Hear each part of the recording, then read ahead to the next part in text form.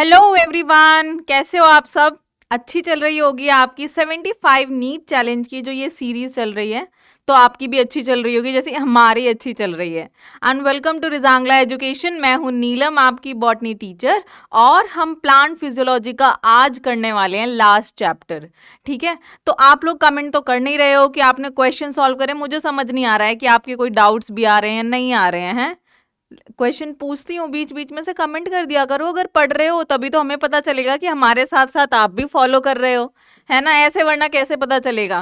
पहले स्टार्टिंग में तो सब बच्चे आ रहे थे, फिर धीरे धीरे लग रहा है कि नंबर ऑफ स्टूडेंट्स कम होते जा रहे हैं 75 नीट चैलेंज की सीरीज में। मतलब आपने खुद की सीरीज को स्टॉप कर दिया है। ऐसा क्यों हो रहा है, क्या दिक्कत आ रही है ऐसा करने में। मतलब धीरे धीरे चलते जाओ, ऐसा नहीं है कि आप एकदम से तो जोश आ गया कि चलो अब तो 75 डेज में कंप्लीट करेंगे नीट सिलेबस।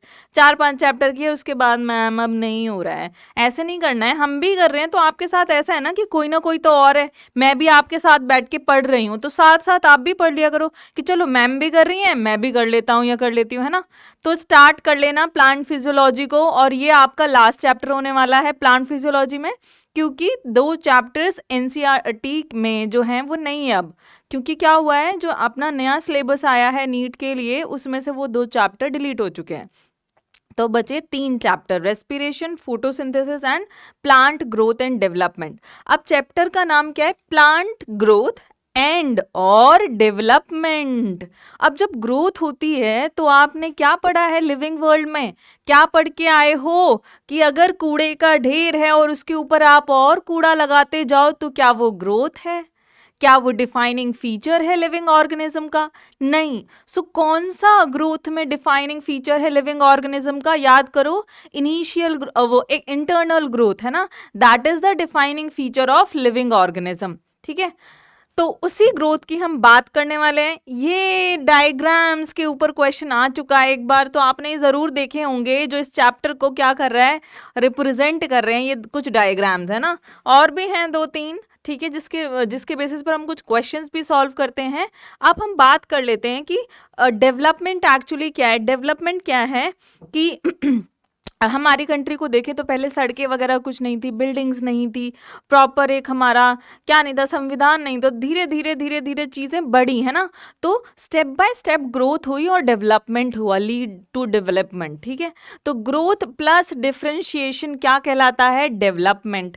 अब आपकी जो ये ग्रोथ है ये किन किन फैक्टर से हम डिटरमाइन कर सकते हैं, कैसी कैसी टाइप की ग्रोथ होती है वो डिटेल में पढ़ेंगे अभी आगे चलते हुए। और क्या पढ़ेंगे कि डिफरेंशिएशन होता क्या है। डिफरेंशिएशन का मतलब एक छोटा सा एग्जाम्पल देती हूँ मैं यहाँ पे आपको, कि आपके घर में बहुत सारे लोग हैं, है ना, और काम भी बहुत सारा है। अभी तो आप सारे क्या कर रहे हो, किसी का कुछ पता नहीं है। अगर मम्मी पापा बोले आज पूरे दिन में क्या काम किया तुमने, तो किसी का कुछ पता नहीं है। अब हमें थोड़ी पता था हमें क्या काम करना है, हमें जो मन किया हमने कर दिया, नहीं किया तो नहीं किया।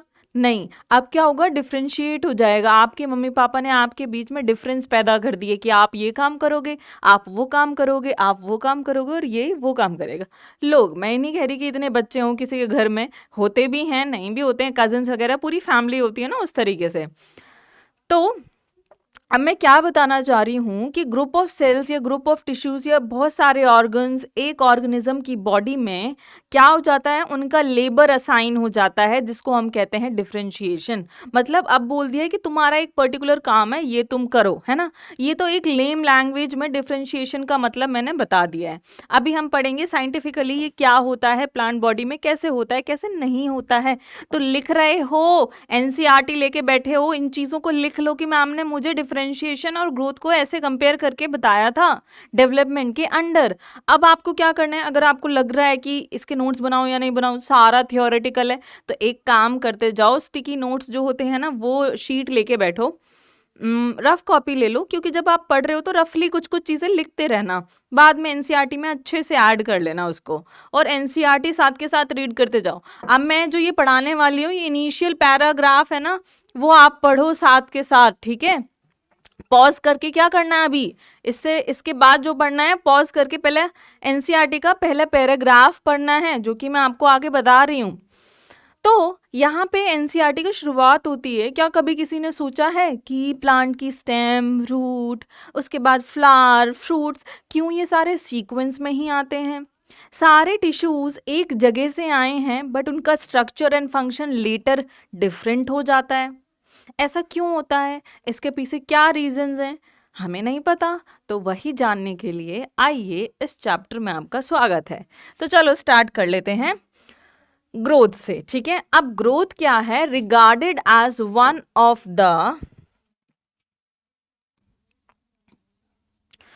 The most fundamental and conspicuous characteristic of living organism. बोले तो मुन्ना भाई एमबीबीएस नहीं बोलना है यहाँ पे। Regarded as one of the most fundamental का मतलब क्या होता है? बेसिक। कॉन्स्पिकुअस का मतलब क्या है? Easily observable. क्या है ये? इजिली ऑब्जर्वेबल है। मतलब कहना चाह रही है एनसीईआरटी कि ग्रोथ एक ऐसी बेसिक सी चीज है बच्चों जो कि आप आराम से देख सकते हैं, है ना। और वो एक खासियत है लिविंग बीइंग की, ऐसी लिविंग बीइंग की खासियत जो कि बहुत इजीली और एक बेसिक चीज़ है जो आप ऑब्जर्व कर सकते हैं। That is the growth. अब इन लिविंग की बात करें तो growth is internal and it is irreversible. मतलब एक बार हो गई तो क्या हो गई, फिर से कम नहीं होगी। आपकी हाइट एक बार बढ़ गई तो क्या आप फिर से छोटे हो जाओगे? नहीं, ऐसा नहीं होता है।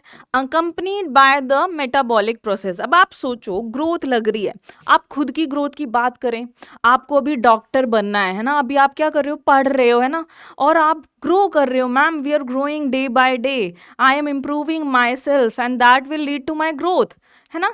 तो क्या हो रहा है? डॉक्टर बनना है। अब रात दिन आप एनसीईआरटी, फिजिक्स के क्वेश्चंस, है ना, केमिस्ट्री पढ़ रहे हो, आप ग्रो कर रहे हो ना डे बाय डे। तो क्या हो रहा है? उसमें एनर्जी यूज हो रही है ना, आपकी एनर्जी, इतना खाना खाते हो फिर वो एनर्जी यूज होती है।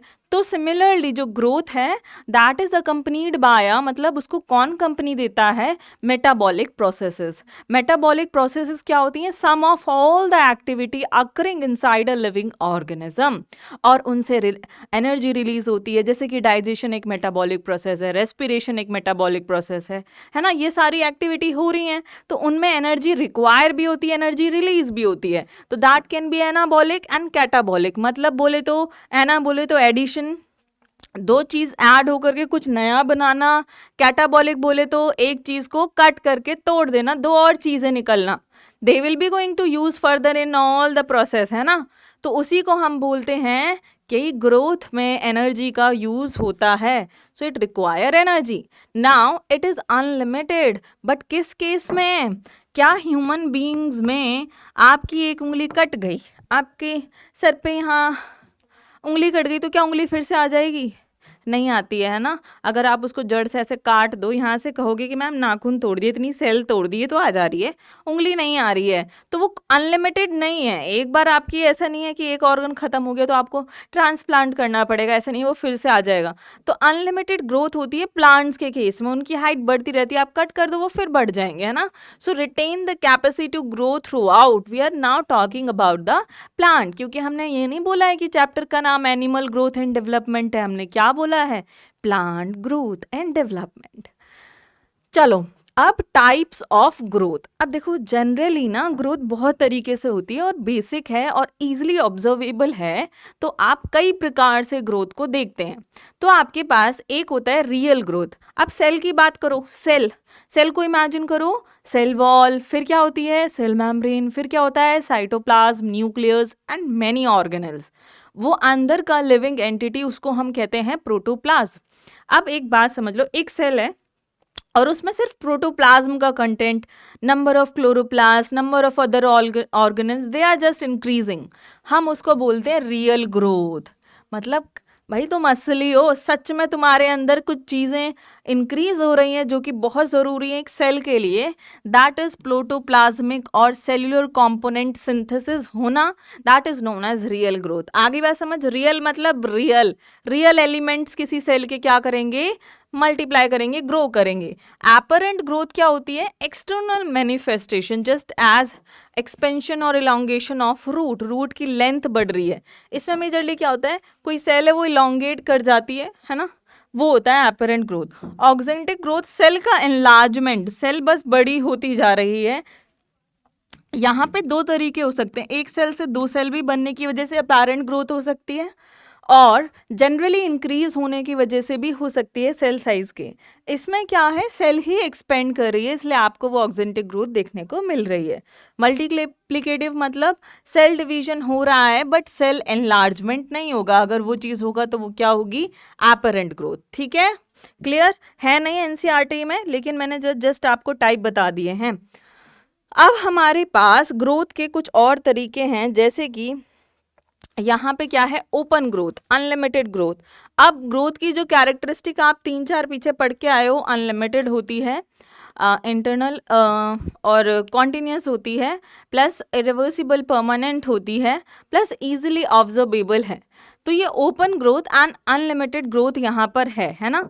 तो बिकॉज द न्यू सेल्स, यहाँ पे क्या होता है, क्योंकि जो न्यू सेल्स हैं किस वजह से होती है वो जान लो। आपको पता है ओपन क्या है, आप खुले दिल के हैं, आप सबको एक्सेप्ट करते जाएंगे अपनी लाइफ में, आप लोगों को इतना जज नहीं करेंगे, आप उनको अच्छा ही मानेंगे और अपने सोशल रिलेशंस बनाते जाएंगे, है ना, दोस्त आपके बहुत सारे बन गए, आप खुले दिल के हो, है ना। तो सिमिलरली ये खुले दिल का है, ग्रोथ होता रहता है, कॉन्टिन्यूस है, ओपन है। ठीक है, सो क्या होता है, बिकॉज क्या होती है, बिकॉज द न्यू सेल्स,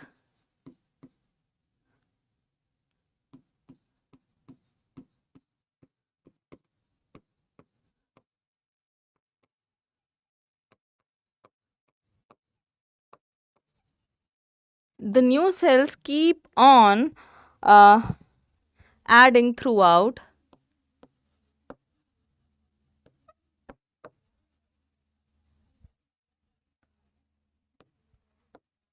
अब ये देखो, सेल हमेशा कॉन्स्टेंटली डिवाइड करती रहती है, किसके हेल्प से, मेरिस्टेमेटिक सेल्स की वजह से। ठीक है, with the through out the life, ओहो, with the help of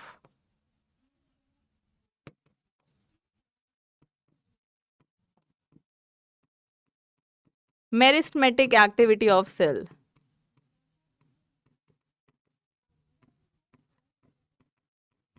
है ना। इनकी आदत क्या होती है, कॉन्टिन्यूसली डिवाइड करना, इसलिए ये ओपन ग्रोथ में हेल्प करते हैं। जनरली आप देख सकते हो root of tip of the root and shoot की टिप पे आपको ये देखने को मिलेगा। इनिशियली डिफ्यूज्ड एंड लेटर क्या हो जाएगी, ये लोकलाइज्ड हो जाएगी। इनिशियली क्या होगा, हर पार्ट में ग्रोथ होगी,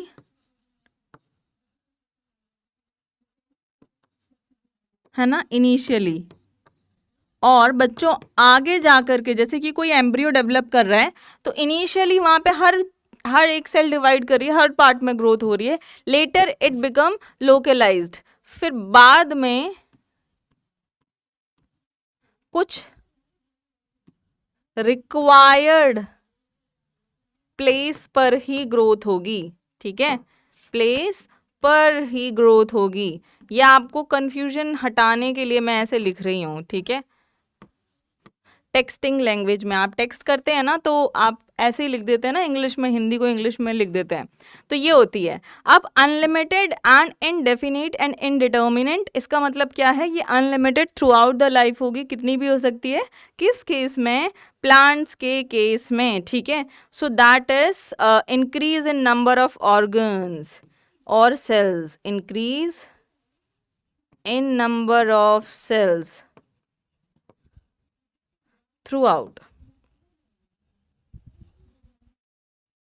ओके, चलें आगे, गुड। अब हम बात कर लेते हैं कि फोर्थ, देखो 3 कैरेक्टरिस्टिक हमने यहाँ पढ़ लिए। ओपन ग्रोथ है, इनिशियली डिफ्यूज्ड है, later it will become localised, then आपके पास unlimited and indefinite intermediate. Unlimited, इसकी कोई लिमिट नहीं है ग्रोथ की, प्लांट्स के केस में। इनडेफिनिट, आप डिफाइन नहीं कर सकते कि कितनी ग्रोथ है। इनडिटर्मिनेट, आप डिटरमाइन नहीं कर सकते कि कितनी ग्रोथ है। ठीक है, next here we have a growth is measurable. Yes, growth at cellular level. अगर हम किसी सेल की ग्रोथ को नापना चाहें, मेजर करना चाहें, तो आप क्या करेंगे कि वो प्रिंसिपल एक सिद्धांत आ गया कि जितना भी प्रोटोप्लाज्मिक कंटेंट किसी भी सेल के अंदर है, दैट डिटरमाइनेट ग्रोथ और that can be measured by variety of parameters, है ना। वो पैरामीटर्स क्या है? Increase in length most important, then surface area is most important, then cell number is also a type of thing that will determine the growth, volume, and these also too a lot matters in determining the or measuring the growth. ठीक है, अब देखो, हाँ, अब हम बात कर लेते हैं सेल नंबर का एग्जाम्पल। आपका एक ये वाला है, ठीक है, जो कि आपके एक सेल नंबर को एग्जाम्पल है, वो ये है कि मेज में, बच्चों मक्का में जो एक 1 सैम होती है, सूट एपिकल मेरिस्टेम, ठीक है, ये सूट नहीं, शूट एपिकल मेरिस्टेम 1 घंटे में 17,500 सेल्स को प्रोड्यूस करती है पर आवर। आगे बात समझ, तो आप यहाँ पे किस बेसिस पे, आपको किस पैरामीटर पे आप इसको मेजर कर रहे हैं? Cell number. अब वाटरमेलन की बात करें, may increase it size up to 3000 per metre, 3000 लिखा है पर आर, 3,50,000। मतलब अगर किसी वाटरमेलन का साइज इतू शायद दिखाई नहीं दे रहा है, तो वो 1 घंटे में अपना साइज 3,50,000 गुना बढ़ा लेगा। अब that is increase in size, it's not increase in number, we are talking about size, है ना। सेल नंबर उतना ही होगा, साइज बढ़ जाएगा, तो हम वॉल्यूम में कंसिडर कर सकते हैं इसे, ठीक है, साइज बढ़ जाएगा ना, राइट। तो आपका ये हो गया एक एग्जाम्पल। अब आपको अगर क्वेश्चन गलत करने हैं, नेगेटिव मार्किंग आपको करनी है, तो आप बहुत केयरलेसली, बहुत ही ऐसे लेस कंसंट्रेटेड होके सुन रहे हैं, तब आपका ये काम ज़रूर होगा कि आप इसके मार्क्स जो अगर इससे क्वेश्चन आया तो आप गलत करके आएंगे। पता है किस चीज़ में कंफ्यूज होंगे? जब आ जाएगा वाटरमेलन एंड मेज, तो किस में सेल नंबर ज़्यादा हो रहे हैं या किस में साइज इंक्रीज हो रहा है, आप क्रिस क्रॉस कर देंगे या आप अटेम्प्ट ही नहीं करेंगे कन्फ्यूजन की वजह से। तो क्या आपको याद रखना है? MAIZE, मेज में 5 लेटर्स हैं, सिमिलरली इस नंबर में भी 5 डिजिट्स हैं, तो ये किसका हो गया? मेज का। 1 2 3 4 5 6 7 8 9 10 11, 1 2, तो मतलब इसमें 11 लेटर्स हैं और इसमें 3 2 5 6 डिजिट्स हैं, तो मतलब ये 5 5 हो गया, तो दूसरा वाला बचा इसका। अब नहीं होगा, रॉन्ग क्वेश्चन, ठीक है। अब एक चीज़ और बताती हूँ, एक सरफेस एरिया, मतलब किसी सेल का सिर्फ सरफेस एरिया बढ़ रहा है, तो हमारे पास एक फ्लावर है जिसमें ऐसा होता है, और वो फ्लावर कौन सा है? एक सेकेंड,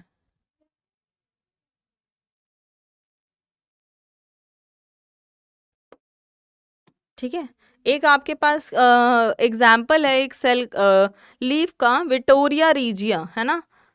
इसके केस में हमारे पास क्या एग्जाम्पल है? Vittoria regia. इसमें क्या होता है? सरफेस एरिया ही इंक्रीज होता है ना।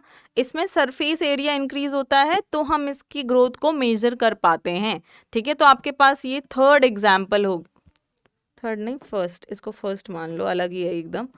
आपके पास 3 एग्जाम्पल हो गए, ग्रोथ को मेजर कर रहे हैं जब आप 3 डिफरेंट पैरामीटर्स के बेसिस पे आपने ग्रोथ को मेजर कर लिया है। अब चलते हैं आगे और बात कर लेते हैं फेजेस ऑफ ग्रोथ, है ना। फेजेस ऑफ ग्रोथ में हमारे पास ग्रोथ के अलग अलग फेज हैं, अलग अलग जोन हैं, जिसमें थोड़ी सी अलग अलग तरीके से ग्रोथ हो रही है।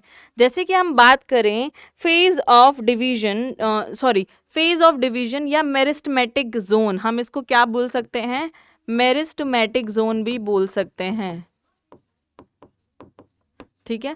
इसमें क्या होता है कि जो मेरिस्टेमेटिक सेल्स है वो एक्टिवली इन्वॉल्व होती हैं डिवीजन में, और रेस्पिरेशन भी मैक्सिमम होता है क्योंकि किसी सेल को डिवाइड करने के लिए एनर्जी चाहिए, तो एनर्जी तो रेस्पिरेशन प्रोसेस के थ्रू ही मिलेगी। तो आपको क्या लगता है कि जो डिवीजन है वो सेल्स का ज़्यादा होगा और रेस्पिरेशन भी ज़्यादा होगा, कौन से फेज में? फेज ऑफ डिवीजन और मेरिस्टेमेटिक जोन, राइट। नाउ हाँ, हमारे पास क्या है यहाँ पे ऑब्वियसली रिच प्रोटोप्लाज्म, क्योंकि एक सेल जब डिवाइड करी है तो उसके पास सेल्यूलर कंटेंट भी तो उतना ही होना चाहिए ना। प्राइमरी सेल वॉल है, लार्ज न्यूक्लिया है, they have to do lot of work and more plasmodesmata. इनके संबंध आपस में बहुत अच्छे हैं, इनके कनेक्शंस आपस में बहुत अच्छे हैं। जिस चीज़ की ज़रूरत किसी और सेल को है तो प्लाज्मोडेस्मेटा के थ्रू अपना कंटेंट उस दूसरी सेल को क्या कर सकते हैं, ट्रांसफर कर सकते हैं, है ना। तो that these are all the characteristic that are found in the phase of division during the growth phase. Now phase of elongation, और आप इसको बोल सकते हैं कि ये phase of क्या है, एक कलर और ले लेते हैं, phase of expansion, ठीक है। आप इसको या तो phase of elongation या फेज ऑफ एक्सपेंशन भी बोल सकते हो। इसमें क्या होता है, elongated सेल्स, इसमें देखो क्या होता है, आपके पास एक सेल है ना, इस वाले फेज में आते ही वो क्या कर जाएगी, इलोंगेट हो जाएगी। इलोंगेट हो गई, देखो ये दिखाई दे रही है, इलोंगेट हो गई। अब क्या होगा, इसमें जो वैक्यूल होगा ना बच्चों, वो क्या हो जाएगा, ज्यादा बड़ा हो जाएगा। This is vacuole growth increase.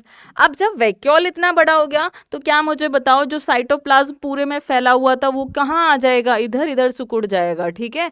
So this is the thin layer of protoplasm. तीनों चीजें समझ आ गई। This is happening during the cell of phase of elongation. Majorly the number is not increasing, only size is increasing by the elongation. Now a cell get maturity, है ना, मेच्योरे कह रही हूँ, मेच्योर हो जाती है, सयानी सेल हो गई है तो इलोंगेट हो गई है, ठीक है। और क्या हुआ है, मैक्सिमम इंक्रीज इन साइज यहाँ पे, क्योंकि यहाँ पे हर ऑर्गेनल, हर चीज़ प्रॉपरली डेवलप हो जाती है, सारे फंक्शंस प्रॉपरली होने लगते हैं। तो अब यहाँ पे सारे काम हो चुके हैं, हर टाइप का ग्रोथ हो चुकी है, तो that is the maturation and elongation, ठीक है। मैक्सिमम इंक्रीज इन साइज आपको यहाँ देखने को मिलेगा। अब हम ग्रोथ रेट की बात करते हैं कि ग्रोथ रेट क्या होता है। जैसे कि आप स्पीड को मेजर करते हैं, है ना, कि distance covered per unit time, similarly एक ग्रोथ कितनी देर में हो रही है, या growth occurring per unit time, that is known as growth rate. अब मुझे यहाँ पे आपको क्या समझाना है, एक पेज है एनसीईआरटी का जहाँ पे ये टर्म दी हुई है, इसके बारे में कुछ 3-4 स्टेटमेंट लिखी हुई हैं, प्लस आपको ये 2 डायग्राम दिए हुए हैं। And I am pretty sure कि आपको ये डायग्राम समझने में बहुत कन्फ्यूजन होती है, और आप स्किप करके इसके फॉर्मूलाज को देखते हो, फिर आपको और कन्फ्यूजन होती है, फिर आप क्या करते हो, चल थोड़ा सा ब्रेक ले लेते हैं। तो ब्रेक नहीं लेना, यहीं पे रुको, एनसीईआरटी को देखो और पॉज करके एनसीईआरटी को देखो जो अभी तक पढ़ लिया है, फिर प्ले करके फिर से सुनो मैं क्या बोलती हूँ, ठीक है। तो the increased in growth per unit time, that is known as growth rate. इतना समझ आ गया। Growth rate can be expressed mathematically, here comes the confusion part, so do not need to worry. क्यों, आपके पास यहाँ पर 2 तरीके से इन चीज़ों का एक्सप्लेनेशन हुआ है, और उन चीज़ों के ग्राफ्स को देख करके हमारे दिल में थोड़ी सी धक धक हो जाती है। तो उस धक धक को बरकरार करते हुए हम इसे समझते हैं, है ना, डर लगने लगता है। आपके पास क्या है, एक सेल है ना। मैं इसकी डेफिनेशन, मतलब इसका जो डिफ्रेंशिएशन है, मैं आपको आगे करा दूंगी, ठीक है, डो नॉट वरी। अब अरिथमेटिक ग्रोथ में क्या होता है, सपोज कर लो, जनरल हम क्या पढ़ते हैं, हमारे पास एक सेल है, ठीक है, हमारे पास क्या है, एक सेल है, और वो सेल क्या करती है, डिवाइड करके 2 सेल बनाती है। एक सेल की 2 डॉटर सेल आ गई। सपोज कर लो मैं ये जो डॉट डॉट लाइन है, मैं ये दिखा रही हूँ कि यहाँ से सेल डिवाइड करने वाली है, वो भी 2 पार्ट में। It is the future indication that I have already given here. अब इनमें से सिर्फ एक डॉटर सेल, ये दूसरी डॉटर सेल, ये एक डॉटर सेल, यही आगे डिवाइड करेगी, और है ना, फिर ये एक आ गई और ये दूसरी आ गई। अब यहाँ पे क्या हुआ, जब इस सेल ने, देखो ध्यान से देख रहे हो ना, आई कांटेक्ट, डायनामिक क्लास हो रही है, ये तुम भी देख के पढ़ो, ठीक है, आई टू आई कांटेक्ट एंड पढ़ते जाओ। फिर इधर नहीं कि आप ऐसे फोन को तो देख रहे हो पर आंखें ऐसे हो गई हैं, बोर्ड की तरफ ध्यान ही नहीं है, ऐसे नहीं करना है ना, बता रही हूँ तो सुनो ध्यान से। ये एक सेल थी, इसने डिवाइड किया, 2 सेल बना दी, व्हाट इज ज्योमेट्रिक ग्रोथ मैं वो बता रही हूँ, अरिथमेटिक ग्रोथ वो बता रही हूँ अभी। तो इसमें से एक डॉटर सेल ने फिर से डिवाइड किया और दो डॉटर सेल बनाई, फिर उन दोनों में से एक डॉटर सेल फिर से डिवाइड करके दो डॉटर सेल बनाएगी। तो मतलब जो ये एक एक एक एक बचती जा रही हैं, ये डिफ्रेंशिएट होती जा रही हैं। ये कहने लग गई भाई तू जा, तेरा काम ही है डिवाइड करना, मैं ना करूँ, मैं बैठ के काम कर दूंगी, बर्तन धो दूंगी या ये काम कर लूंगी, ठीक है, होमवर्क कर लूंगी। तो ये आपकी एक सेल थी, इसने डिवाइड किया, इसने दो सेल बनाई। अब ये लाइन पे मत जाओ, ये लाइन को मत देखो, ठीक है, लाइन को मत देखो। यहाँ पे आप ये देखो कि मैंने ये लाइन बनाई है यहाँ, और ये बता रही है कि ये दो सेल बनाने वाली है। आपकी दो सेल बन गई, उसमें से जो एक थी उसने डिफ्रेंशिएट कर लिया, एक ने कहा जी मैं तो अभी भी डिवाइड करूंगी। अब वही फ्यूचर सेल, फ्यूचर रिप्रेजेंटेशन यहाँ पे डैश लाइन से दिखाई गई है। अब यहाँ पे क्या हुआ, इसने फिर से डिवाइड करा तो एक ये सेल बनी और एक ये, और ये तो पहले वाली ही है, इसने डिफ्रेंशिएट कर लिया। इसकी दो बनी थी, उसमें से सिर्फ इसने ही कंटिन्यू करा आगे डिवाइड होना, ये भी डिफ्रेंशिएट हो गई। इसकी भी दो बनी, तो इसमें से इसी ने कंटिन्यू करा डिफरेंशिएट करना। तो दिस इज अरिथमेटिक, ये एक सीक्वेंस बना रही है। डिफरेंस, अरिथमेटिक प्रोग्रेशन पढ़ा है ना मैथ में, यहाँ पे एक से दो बन रही हैं तो एक का डिफरेंस, यहाँ से दो से तीन बन रही हैं तब भी एक का डिफरेंस, यहाँ पे भी एक का डिफरेंस, यहाँ पे। तो ये सीक्वेंस जो है वो कंटिन्यू रहता है, ऐसा नहीं है दो तीन पाँच, ऐसा कुछ नहीं है, एक सीक्वेंस बनता है, ठीक है। ये है अरिथमेटिक। अब ज्योमेट्रिक में देखो क्या हो रहा है, एक से दो, ठीक है, और दो से चार, और चार से आठ, और आठ से 16। डिवीजन ऐसा है, both the daughter cells are involve in the division, ठीक है। ये हो रहा है आपके ज्योमेट्रिक ग्रोथ में। तो आपकी दो तरीके की ग्रोथ है और जिसको हम बता सकते हैं। अब आपकी बात आती है कि एग्जाम्पल ले लिया एनसीईआरटी में, बीच में ऐसा डायग्राम उसने दिखाया है, वो ये बता रहा है कि जब किसी एम्ब्रियो, कोई एम्ब्रियो ग्रो करता है तो एम्ब्रियो का जो इनिशियल स्टेज है, मतलब क्या है कि दो से फिर चार हो गई, फिर चार से आठ हो गई, तो इनिशियल ग्रोथ जो होती है वो ज्योमेट्रिकली होती है, एंड जो फाइनल ग्रोथ होती है वो कैसी होती है, अरिथमेटिक। क्यों? क्योंकि few cells loss the ability to divide and they differentiate, and others, जैसे कि जो ये वाला रीजन है yellow dark, they have the ability to divide, so they will keep on dividing and other will differentiate, बाकी differentiate हो जाएंगी और जो कुछ हैं वो डिवाइड करती ही जाएंगी। ये होता है जाइगोट की एग्जाम्पल, जिसमें ग्रोथ किस तरीके से हो रही। तो किसी भी ऑर्गन की बॉडी में ग्रोथ अलग अलग तरीके से हो सकती है, ज्योमेट्रिक भी हो सकती है, अरिथमेटिक भी हो सकती है। डिफरेंट फेजेस ऑफ लाइफ पर जो काम है उस अकॉर्डिंग ग्रोथ पैटर्न बनाएगा वो, है ना। अब देखो इनको हमने ये हमने क्या है, ग्राफ के थ्रू रिप्रेजेंट किया है, ग्राफिकल रिप्रेजेंटेशन। अब इनका मैथमेटिकल रिप्रेजेंटेशन भी है, और ये एक आपको डेफिनेशन दी हुई है जो आप पढ़ लो। Only one daughter cell continue to divide, other differentiate to perform function. For example, growth is constant. Example we have taken the root elongation, ठीक है। अब एक क्या कर रही है, ये एक एक्सिस है और एक एक्सिस ये रही, ये लेंथ ऑफ रूट रिप्रेजेंट कर रही है L, एंड ये टाइम रिप्रेजेंट कर रही है जो कि ग्रोथ के लिए यूज हुआ है। मैथमेटिकल एक्सप्रेशन है L T is equals to L nought plus R T, है ना। What is L T? L T is the length of root at unit time T, है ना। एक पर्टिकुलर टाइम पे मैं देखूं तो मेरे को पता लगाना है कि इस टाइम पे ग्रोथ कितनी है, so this is L T, ठीक है। ये क्या है, एल टी है। एक सेकेंड रुकना।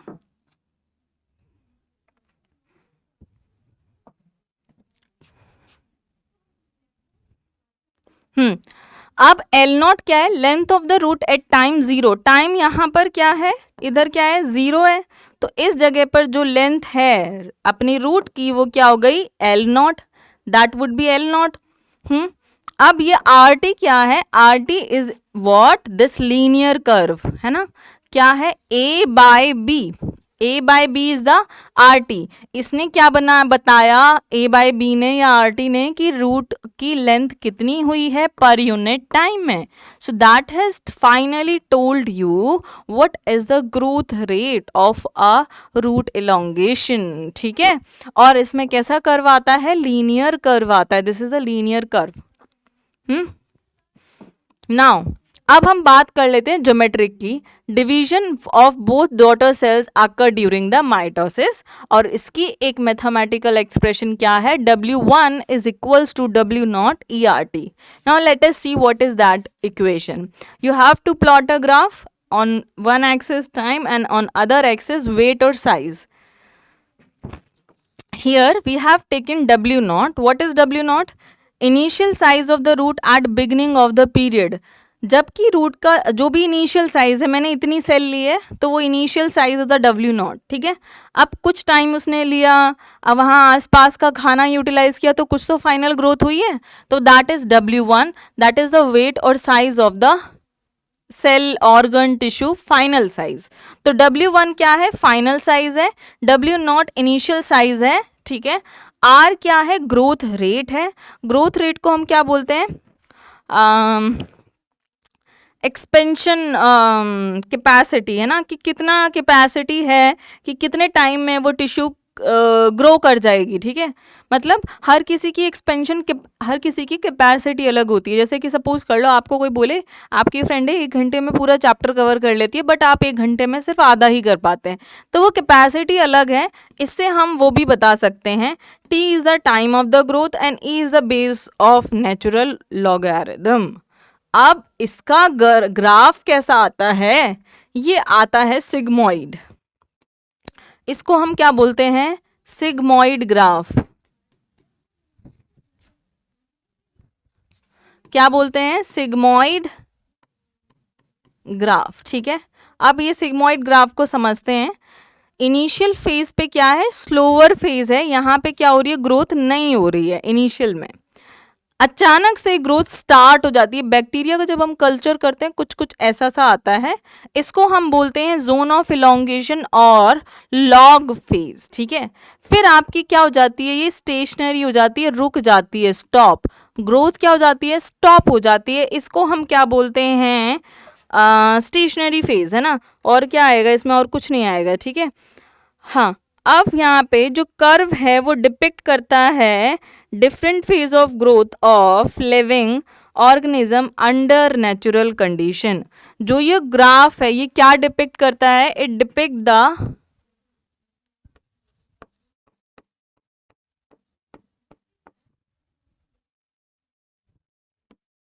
Different phase of growth of living organism under natural condition. Natural condition में कैसा होता है, ये ऐसा ग्रोथ आता है ग्रोथ का, ठीक है, सिग्मोइड, ठीक है। आगे बात समझ, चले आगे चलते हैं और हम बात कर लेते हैं growth in plants can be quantitatively compared. आप किसी भी ऑर्गेनिज्म के, डिफरेंट ऑर्गेनिज्म के बीच में ग्रोथ को क्वांटिटेटिवली, कि कितनी हुई है ग्रोथ, क्वालिटेटिवली कि कैसी ग्रोथ हुई है, चैप्टर कैसा पढ़ा है, कितना अच्छे से पढ़ा है, नहीं कितने चैप्टर कर लिए, ठीक है, वो हम कंपेयर कर सकते हैं 2 तरीके से। एक तो होती है एब्सोल्यूट ग्रोथ और एक होती है रिलेटिव ग्रोथ। अब देखो रिलेटिव तो आप समझ जाओ कि कंपेयर किया है आपने, है ना। एब्सोल्यूट मतलब तेरे में कितनी हुई है, तेरे में कितनी हुई है। सपोज कर लो इसने 4 चैप्टर पहले से पढ़े हुए थे और इसने 10 चैप्टर पहले से पढ़े हुए थे। इसने 6 चैप्टर हो गए पढ़ के, अभी जब ग्रोथ हुई उससे उसके 6 चैप्टर हो गए और इसके 12 हो गए। तो एब्सोल्यूट ग्रोथ 2 ही इसने करी है, 2 ही इसने इंक्रीज करे हैं चैप्टर्स। तो क्या हुआ, ये एब्सोल्यूट इतनी ग्रोथ हुई है, लेकिन रिलेटिवली करें तो ये इसकी ग्रोथ ज़्यादा हुई है, क्योंकि इसने 4 से 6 कर दिए, इसने तो 10 से 2 ही करे हैं। इसको ज़्यादा पढ़ना चाहिए, इसके पास पोटेंशियल ऑलरेडी है, सामान ऑलरेडी इतना पढ़ा हुआ है, इसके पास और मोटिवेशन और कॉन्फिडेंस होना चाहिए। That is relative growth. जैसे कि एक एग्जाम्पल ले लेते हैं, 2 पत्तियां लिए हमने यहाँ पे A एंड B। इन दोनों पत्तियों में क्या चीज़ हो रही है, इन दोनों पत्तियों में क्या है कि आपकी जो लीफ ए है, जो ग्रीन पार्ट से बताई गई है, वो ऑलरेडी 10 सेंटीमीटर थी एंड फाइनल साइज आ गया कितना, absolute growth of leaf A is equals to 20 minus 10। तो वो कितना हो गया, 10 सेंटीमीटर स्क्वायर, है ना। इतनी ही ग्रोथ हुई है। And absolute growth of B वो कितनी हुई है? फाइनल साइज जो है लीफ का वो 60 है, इनिशियल साइज क्या है 50, तो कितनी हो गई ये 10 सेंटीमीटर स्क्वायर, राइट। तो यहां से हमें एक स्टेटमेंट मिली, यहां से हमने क्या एक स्टेटमेंट दी, that A G of A is equals to A G of B, है ना। Absolute growth of A is equals to absolute growth of B. अब हम निकालते हैं रिलेटिव ग्रोथ ऑफ ए, है ना, रिलेटिव ग्रोथ ऑफ ए निकालते हैं। तो रिलेटिव ग्रोथ का मतलब क्या है कि इनिशियल ग्रोथ क्या थी और अभी कितनी ग्रोथ हुई है divided by the initial growth, है ना। तो हम ये लिख लेते हैं कि इनिशियल ग्रोथ थी 10 और अभी जो हुई है वो भी 10 हुई है, multiply by 100, so it will be what 100% growth. Relative growth यहाँ 100% है। यहाँ पे हम रिलेटिव ग्रोथ ऑफ बी निकालें तो यहाँ कितनी आएगी, अभी ग्रोथ हुई है 10, पहले कितनी थी 50, multiplied by 100, so it is only 20%। तो रिलेटिव ग्रोथ किसकी ज़्यादा हुई है, ए की, ना कि बी की। सो यहाँ पे हम दूसरी टर्म क्या लिखेंगे, relative growth of A is more than relative growth of B. B की कितनी हुई है 20% और ए की कितनी हुई है 100%। तो आप ये इंक्रीज कर सकते हैं, it can be quantitatively compared like in these two way, ठीक है।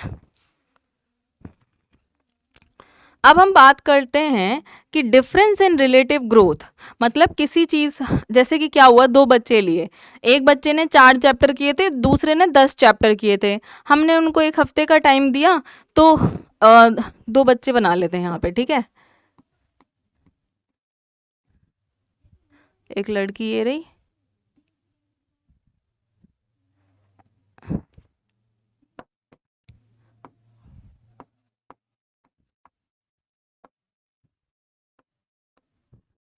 ठीक है, और एक लड़की ये रही।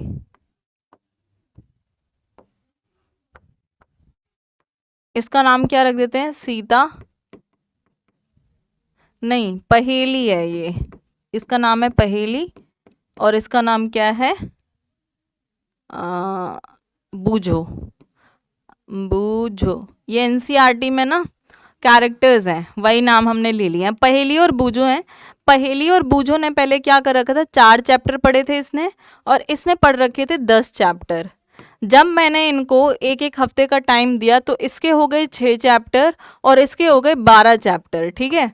अब एक बात बताओ, अगर हम एजी देखें इसके तो 10, इसका एजी कितना है 2 चैप्टर एब्सोल्यूट ग्रोथ, और इसकी एजी कितनी है 2 चैप्टर, है ना।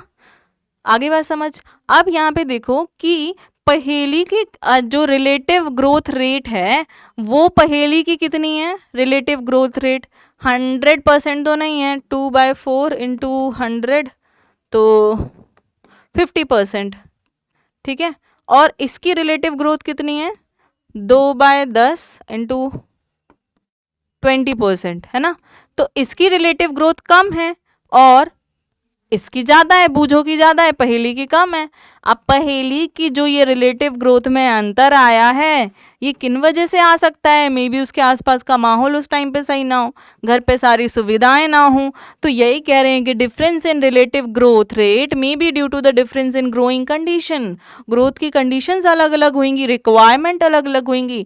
पहेली को चाहिए होगी कि मुझे एनसीईआरटी दो और उसको एनसीईआरटी नहीं मिली, तो ग्रोथ कंडीशन जो रिक्वायर्ड थी वो नहीं मिली, इसलिए उसका रिलेटिव ग्रोथ कम हो गया, वरना तो वो कर लेती ना जब उसने पहले भी कर चुके हैं chapters. So plant require specific condition for the growth. For example if we talk about water, water absorption क्या करता है, हेल्प इन ग्रोथ, है ना। वाटर एब्जॉर्प्शन ग्रोथ में भी हेल्प करेगा, ठीक है। तो एब्जॉर्प्शन इंक्रीज साइज, ठीक है, और हेल्प इन एंजाइमेटिक एक्टिविटी,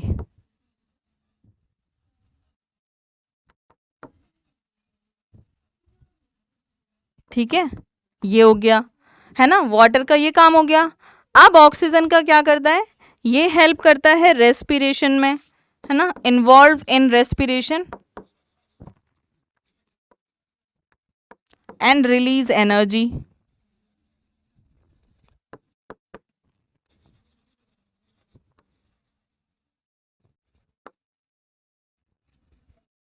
ठीक है।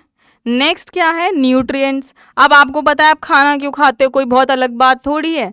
मैक्रो न्यूट्रिएंट एंड दोनों टाइप के न्यूट्रिएंट क्या करते हैं, help for energy requirement, I mean to say used in energy requirement to generate energy.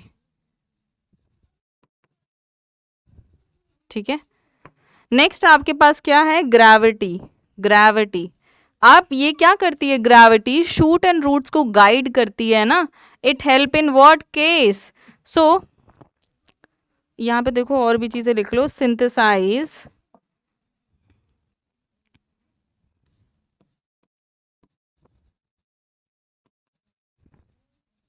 Cellular component.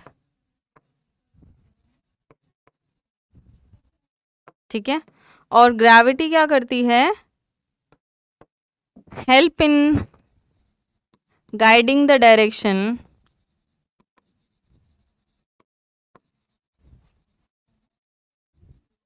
To root and shoot.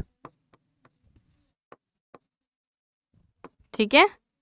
अब हम बात करें ऑप्टिमम टेम्परेचर जो रिक्वायर्ड होता है वो 25 से 30 डिग्री सेल्सियस, एंड समटाइम ये क्या होता है, बढ़ भी जाता है थोड़ा सा, 35 तक भी पहुंच जाता है कई कई बार।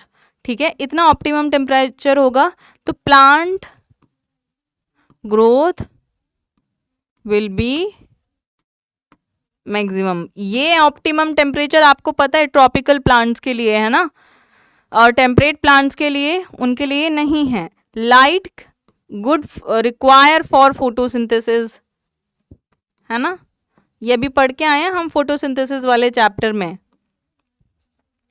So this is all about the difference in the requirement between two people or two plant that will affect their relative growth.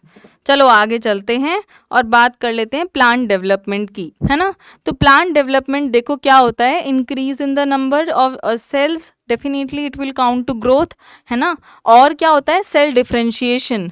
तो जो ये सेल डिफरेंशिएशन है ये है क्या, बट जो प्लांट डेवलपमेंट है हम उसे बोल किसको रहे हैं, एक sequence of events of growth in particular organism during the different phases of life known as development. जैसे कि किसी ऑर्गेनिज्म का डेवलपमेंट कैसे होता है, for example let's say plant, उसमें क्या होता है, सबसे पहले अपने पास सीड होता है, फिर हमारे पास आता है सीडलिंग, फिर हमारे पास जुवेनाइल फेज आता है उसका, then maturation phase, they will be reproductively active, फिर हमारे पास आ जाता है फ्लावरिंग फेज, फिर हमारे पास आ जाता है सीड फॉर्मेशन, एंड देन उसके बाद क्या होगी, इनमें सेनेसेंस, डेथ हो जाएगी।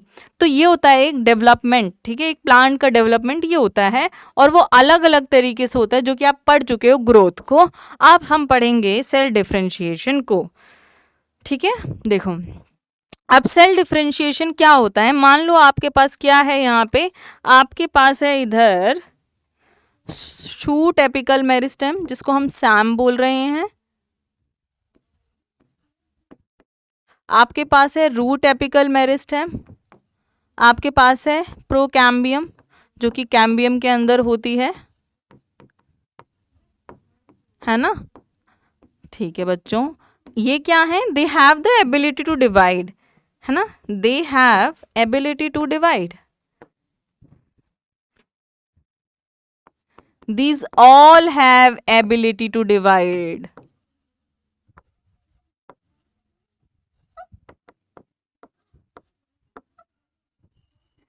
राइट। अब क्या हुआ, न्यू सेल्स बनी डिवीजन के बाद, जब डिवीजन के बाद नई सेल्स बन गई हैं तो उन सेल्स के पास भी तो अभी क्या क्या है, कैपेबिलिटी है ना डिवाइड करने की। तो जैसे कि हमारे पास एक सेल है, यहाँ पे हमने उठा ली इसमें से एक सेल प्रोकैम्बियम, डिवाइड करके यहाँ पे सपोज कर लो प्रोकैम्बियम ने डिवाइड किया, तो डिवाइड करने के बाद मोर प्रोकैम्बियम बनाए, राइट। अब इस प्रोकैम्बियम ने क्या किया बच्चों, इसने क्या किया, it will get mature to perform specific function. तो ये कब होगा, this will happen during the differentiation, ये कब होगा, ड्यूरिंग डिफरेंशिएशन। सुनते जाओ, अभी रुको मैं बताती हूँ।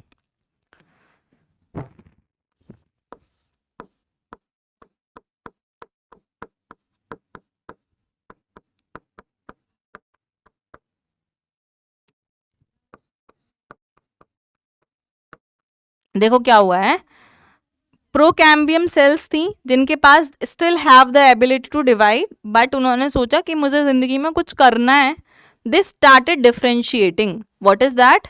maturity to perform specific function. So they do differentiation. During differentiation, what occurs? Major changes, cell wall change, protoplasm lose, and they lose the ability to divide. Lose ability to divide. This is very important. ये ability loose कर देंगे divide होने की. जब ऐसा हो जाएगा तो ये ऐसा क्यों कर रहे हैं? ये ऐसा मेच्योर होने के लिए कर रहे हैं जिससे कि ये क्या कर पाए, स्पेसिफिक फंक्शंस को परफॉर्म कर पाए, है ना. तो अब ये प्रोकैम्बियम डिफ्रेंशिएट होगी ट्रैकियरी एलिमेंट्स में, और किस में पेरेन्काइमा में. सपोज कर लो और भी बहुत सारी टाइप की सेल्स हैं, बट हम ये दो के बारे में बात करें, यही एनसीईआरटी में. ये वेस्कुलर टिश्यूज को फॉर्मेशन में यूज होती है, और ये पेरेन्काइमा है. अब पेरेन्काइमा क्या करती है? Provide support. मतलब आपकी प्रोकैम्बियम सेल ने क्या किया कि भाई मेरे को तो सपोर्ट प्रोवाइड करना है, मेरे को तो वेस्कुलर टिश्यूज बचाने हैं, तो मैं डिफ्रेंशिएट हो जाती हूँ, है ना. तो प्रोवाइड सपोर्ट, राइट. तो इसलिए आपकी दो सेल्स बनी आफ्टर डिफ्रेंशिएशन. अब जैसे कि हम बात करें इसी की ही ट्रैकियरी एलिमेंट की, तो ये क्या करते हैं? ट्रैकियरी एलिमेंट डेवलप, है ना, they develop strong elastic lignocellulose secondary wall. Tracheary element develop strong elastic lignocellulose secondary wall. ठीक है, जिसको हम क्या बोलते हैं? ट्रैकियरी एलिमेंट बोलते हैं. And they carry water under extreme stress condition. इनके पास जो लिग्नोसेल्यूलोज वॉल होती है वो उनको क्या करने में हेल्प करती है? Carry water under strong stress condition.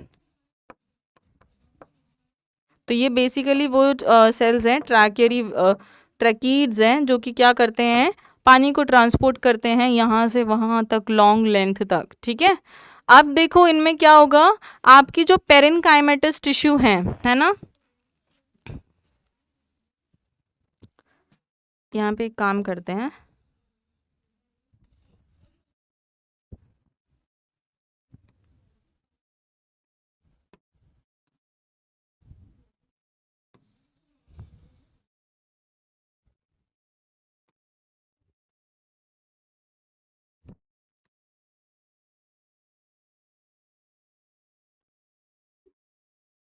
ठीक है. रुक जाओ जरा, डिजाइन बना लेने दो.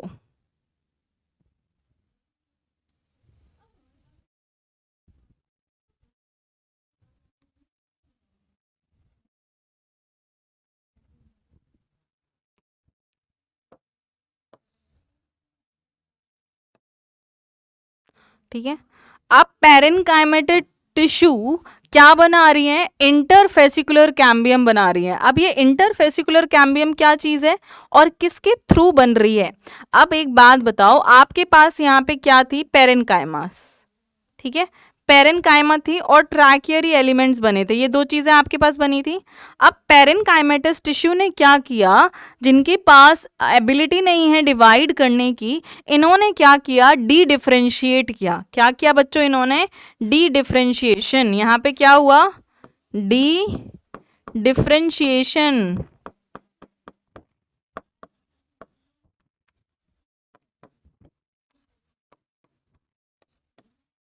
ठीक है, यहाँ पे क्या हुआ है? ये डी डिफ्रेंशिएशन हुआ है. Again regain the capability to divide. ठीक है, यहाँ पे क्या हुआ? Parenchyma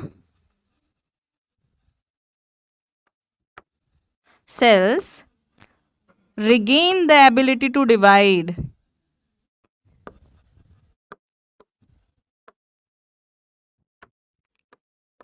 That is known as differentiation.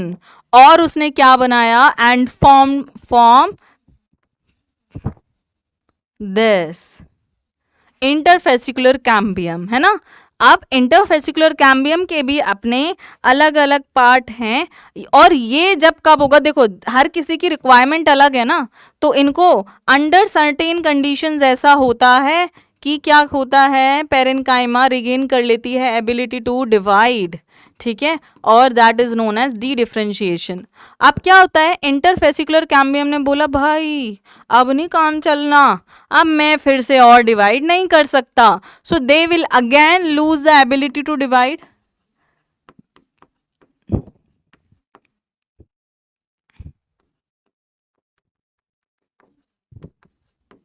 और डिवाइड, इसको हम क्या बोलते हैं, रीडिफ्रेंशिएशन। ये क्या कहलाता है, रीडिफ्रेंशिएशन, है ना। और इसी को बोला जाता है क्या, रीडिफ्रेंशिएशन। और फिर ये क्या बना देते हैं, क्या, कॉर्टेक्स। देखो सबसे पहले have the ability to divide, loss the ability to divide, regain the ability to divide, lost the ability to divide. This is all the cell differentiation process and this will lead to the development, ठीक है। अब मुझे आपको कुछ चीज़ें और बतानी हैं यहाँ पे, जैसे कि किसी में कैसा डिफरेंशिएशन हो रहा है ना, और डिफरेंशिएशन भी हो रही है तो ग्रोथ भी हो रही है, तो डिफरेंशिएशन एंड ग्रोथ दोनों को क्या हम बोल सकते हैं कि ये ओपन हो रही हैं, है ना। हम क्या कह सकते हैं, differentiation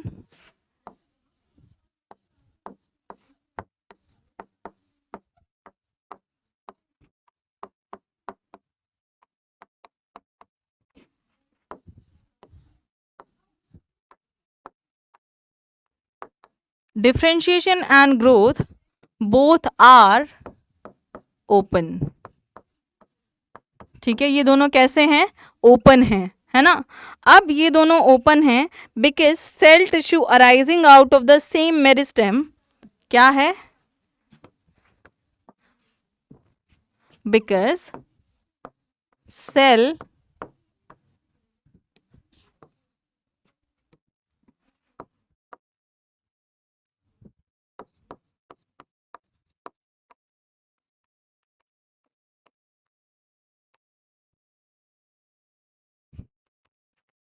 out of the same meristem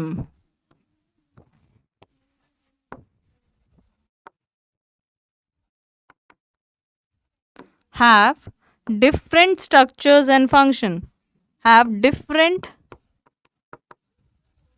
structures and function। अब देखना मैं आपको ये एग्जाम्पल के थ्रू बताऊंगी, ठीक है। जैसे कि हमारे पास क्या होती है, शूट एपिकल मेरिस्टेम होती है एंड रूट एपिकल मेरिस्टेम होती है ना। तो अगर हम एग्जाम्पल लें, फॉर एग्जाम्पल हम ले लेते हैं यहाँ पे, हमारे पास जो शूट एपिकल मेरिस्टेम है, ठीक है, ये क्या बनाती है, एट आफ्टर मेच्योरिटी, है ना, ये किस में डेवलप हो जाती है, लीफ में भी होती है और हमारे किस में भी होती है, फ्लावर में भी। तो अब क्या ये दोनों चीज़ें सेम सेल से नहीं आई हैं, but still they have the different functions and structure, है ना, स्ट्रक्चर भी डिफरेंट है, फंक्शन भी डिफरेंट है। तो final structure and maturity of cell of tissue is determined by the location within the organism, ठीक है। तो हम कैसे बता सकते हैं ये चीज़ को, so final structure and function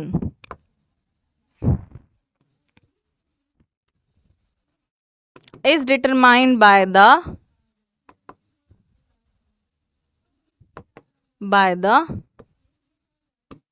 location of the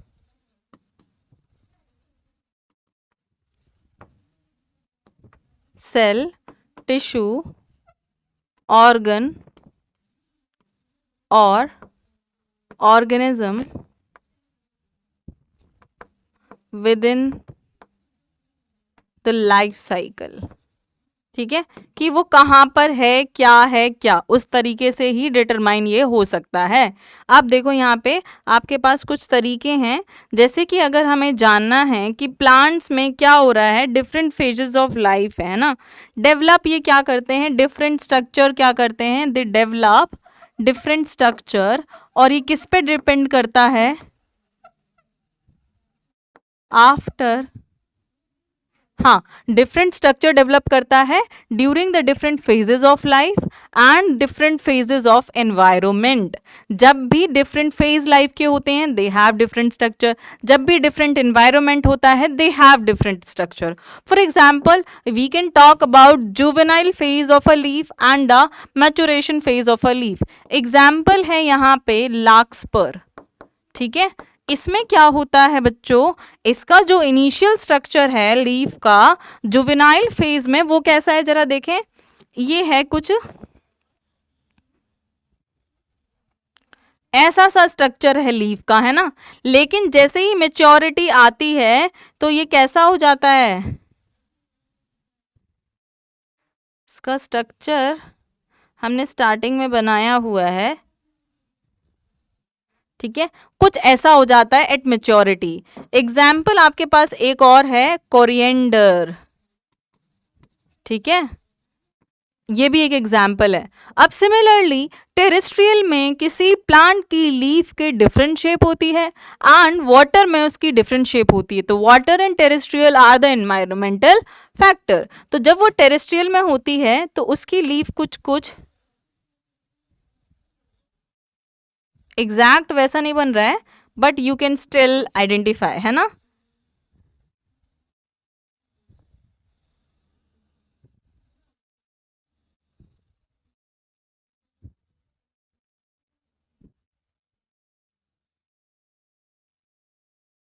ठीक है, और ये क्या है, वाटर का स्ट्रक्चर है। एग्जाम्पल आपके पास यहाँ पे क्या है, बटर कप। बटर कप क्या है, एग्जाम्पल है। आपके पास क्या है, एक और है एग्जाम्पल,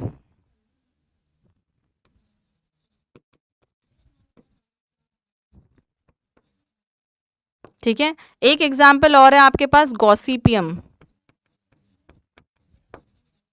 ठीक है। ये दो एग्जाम्पल आपके पास हैं जो कि प्लांट डिफरेंट एनवायरमेंटल फैक्टर के बेसिस पर डिफरेंट शेप्स शो करते हैं एंड यहाँ पर ये डिफरेंट फेजेस ऑफ लाइफ में डिफरेंट शेप्स क्या करते हैं, शो करते हैं, है ना।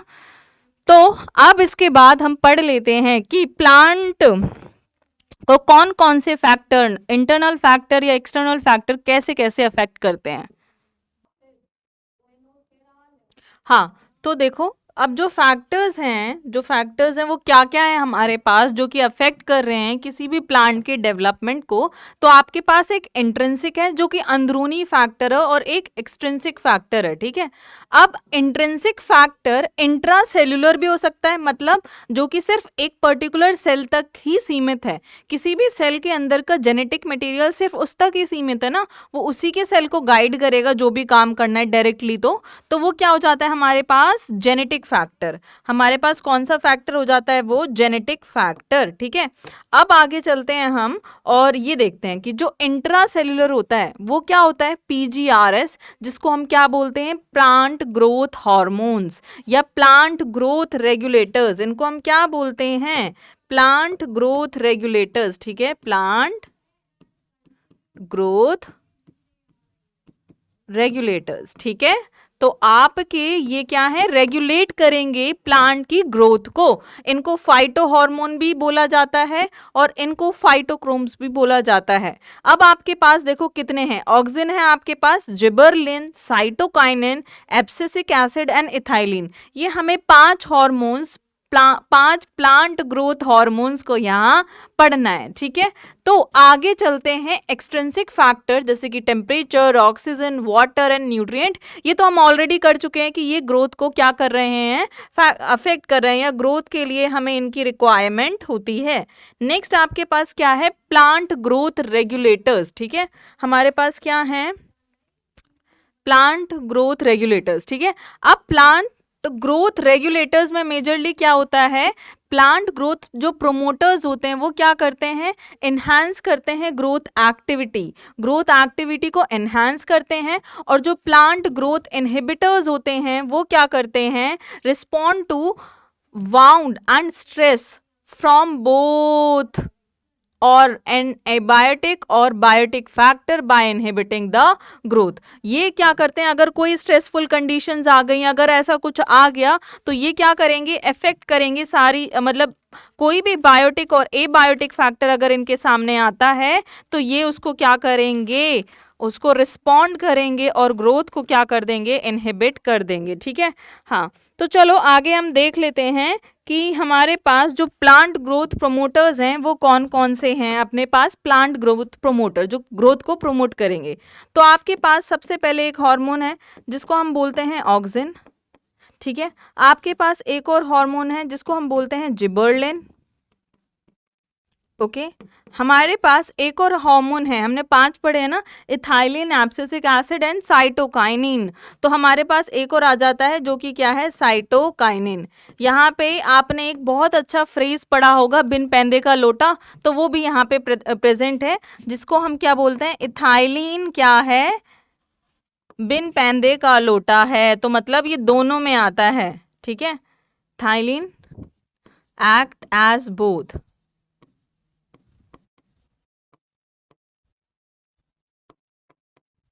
ओके, एंड अगर हम बात करें प्लांट ग्रोथ इनहिबिटर्स की, so they respond to wound and stress from biotic और an abiotic factor by inhibiting the growth. Growth को ये क्या करेंगे, जैसे कि अगर कोई जंग छिड़ गई, कोई स्ट्रेस आ गया, कोई घाव हो गया, तो ये क्या करेंगे, बायोटिक एन एबायोटिक फैक्टर्स को मतलब उसको रिस्पॉन्ड करेंगे। कैसे, ग्रोथ को कह देंगे चल ग्रोथ रहने दे, भाड़ में जाए, ग्रोथ नहीं हो रही है, हम तो इनको रिस्पॉन्ड करेंगे। तो ये इनहिबिट कर देते हैं क्या, ग्रोथ। और इनके पास कौन कौन से हार्मोन्स आते हैं, आपके पास देखो एब्सिसिक एसिड है।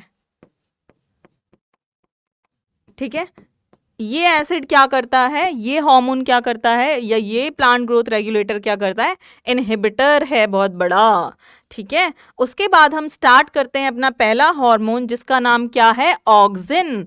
ऑक्सिन क्या है, एक ऐसा हार्मोन जो कि क्या करता है, ग्रोथ करता है। जैसे कि ग्रीक वर्ड में अगर हम हार्मोन ऑक्सिन की बात करें तो ग्रीक वर्ड में हम इसे क्या बोलते हैं, ग्रीक वर्ड से डिराइव हुआ है ये, और जिसका मन क्या है, टू ग्रो। ठीक है, जिसका मतलब क्या है, टू ग्रो। तो ये पहला हार्मोन है जो कि डिस्कवर हुआ था। हमारे पास 2 साइंटिस्ट हैं, चार्ल्स डार्विन और चार्ल्स डार्विन का बेटा फ्रांसिस डार्विन, जिन्होंने क्या किया था, एक कैनरी ग्रास थी, ये घास है, घास की क्या होती है, टिप जो होती है उसको हम कॉलिप्टाइल बोल रहे हैं, उसमें उन्होंने फोटो पीरियोडिज्म स्टडी किया। मतलब उन्होंने ये किया कि भाई अगर सन की रेज आ रही हैं इसके पास, तो क्या ये सन को रिस्पॉन्ड कर रहा है, फोटो। ठीक है, तो फोटोट्रॉपिज्म, सॉरी, इसने क्या किया, स्टडी किया। अब जब उसने देखा कि ये सन को रिस्पॉन्ड कर रहा है ये कॉलिप्टाइल, तो after several experiment they found that tip of the coleoptile is responsible for bending. अब देखो कोई भी कह देगा कि भाई ये सन की, ये जो कॉलिप्टाइल है कैनरी ग्रास की, ये सन की तरफ बेंड हो रही है, लेकिन आप प्रूव करो। तो उन्होंने सेवरल एक्सपेरिमेंट कंडक्ट किए खुद को भी सेटिस्फाई करने के लिए, हाँ भाई ऐसा ही है ना। तो इन्होंने क्या किया, पहला स्टेप ये, सेकंड स्टेप में इन्होंने क्या किया, कट कर दी टिप को कट कर दी, तो बेंडिंग इतनी हमें नहीं दिखी। थर्ड स्टेप में इन्होंने क्या किया, इस टिप को कवर कर दिया एक बिल्कुल ओपेक पेपर से, तो यहाँ पे बिल्कुल बेंडिंग शो नहीं हुई है। अब यहाँ पे देखो इन्होंने एक ट्रांसल्यूसेंट कवर से कवर कर दिया, तो वो जो हार्मोन है शायद वो लाइट में एक्टिवेट हो गया, और क्या हुआ, उसने बेंडिंग शो कर दी। मतलब इस टिप जब तक ये सनलाइट को एब्जॉर्ब नहीं करती या उसकी रेज उसके पास जाती नहीं है, वो क्या होगा, बेंड नहीं होगा, है ना। तो इन्होंने ये बता दिया कि भाई सनलाइट ही रिस्पॉन्सिबल है कॉलिप्टाइल की बेंडिंग में। Now tip of the coleoptile is important. Now discovered a substance F went, ये क्या थे, साइंटिस्ट थे, FW वेंट। उन्होंने क्या किया, discovered a substance at the tip of the plant which was responsible for its growth, auxin. उन्होंने कहा था यहाँ पे इस कॉलिप्टाइल में ऐसा है क्या जो कि ग्रोथ करा रहा है, जो कि बेंड करा रहा है ना। तो क्योंकि वो बेंड कर रही है, ट्रॉपिज्म शो कर रही है, मूवमेंट शो कर रही है, तो वहां पे वो क्या है, एक चीज वो है ऑक्सिन। आई होप आपको ये दिख रहा होगा। Now occurrence of auxin, auxin हमें क्या कहाँ कहाँ मिलता है किसी भी पेड़ में? ऑक्सिन की बात हो रही है टू ग्रो, एक हार्मोन है जो कि प्रोमोट करता है ग्रोथ। अब ये इसकी प्रेजेंस कहाँ कहाँ पे है? देखो सबसे पहले स्टेम में है और रूट में। रूट में स्टेम की एपेक्स में और रूट की एपेक्स में, टिप पर ये है। ये दो तरीके के होते हैं, एक तो नेचुरल होता है और एक सिंथेटिक। दो नेचुरल है, एक तो IAA और एक है IBA, indole acetic acid and indole butyric acid. फिर आपके पास दो और हैं। देखो इस चैप्टर में वैसे भी लर्न करने वाली चीजें हैं, पर मैं आपको थोड़ा सा एक थियोरेटिकली समझा दे रही हूँ कि कैसे वो याद कर सकते हो, सुनोगे भी तो भी ध्यान रहेगा। NaA naphthalene acetic acid and two four dichlorophenoxy acetic acid, ये दो सिंथेटिक एंड दो नेचुरल ऑक्सिन्स हैं। अब हम देख लेते हैं कि फिजियोलॉजिकल इफेक्ट्स क्या हैं ऑक्सिन के। ठीक है, फिजियोलॉजिकल इफेक्ट्स ऑफ और फंक्शनिंग ऑफ ऑक्सिन, ठीक है, वो देख लेते हैं। हाँ, तो हमारे पास ये देखो एब्सिशन। एब्सिशन का मतलब क्या होता है बच्चों की ना, एक लेयर आ गई, जैसे कि ये पत्ती है ना, ये पत्ती है, ये स्टेम से अटैच है, यहाँ पे एक ऐसी लेयर आ गई जिसने इसको क्या किया, तो टूट जाती है ना, पत्तियां टूट जाती हैं, उनका ड्रूप हो जाती हैं, वो टूट के गिर जाती हैं, दैट इज एब्सिशन। तो abscission of younger fruit leaves inhibit by oxygen. अगर आप चाहते हैं कि आंधी आ रही है ना, और पत्तियां, फूल, फल झड़ने लग जाते हैं, जैसे कि यंग पत्ती है, हम तो नहीं चाहते वो जाए, वो क्यों मरे, क्योंकि सबकी एक एज होती है, तभी मरना चाहिए उस पत्ती को, लेकिन वो पत्तियां झड़ जाती हैं, मे बी हवा की वजह से, मे बी किसी और वजह से। तो अगर वहां पे ऑक्सीजन आप डाल देंगे एक्सटर्नली और मे बी वहां प्रेजेंट होगा, तो वो क्या करेगा, इनहिबिट करेगा abscission of younger fruits and leaves. लेकिन अगर कोई ओल्डर फ्रूट्स एंड लीव्स हैं तो वो क्या करेगा, प्रोमोट करेगा abscission. Abscission of older fruits and leaves are promoted by auxin, and abscission of younger fruit leaves they are inhibited. Now this is apical dominance. Apical dominance का मतलब क्या होता है कि एपेक्स पे जो हार्मोन है वो डोमिनेट कर रहा है। कैसे?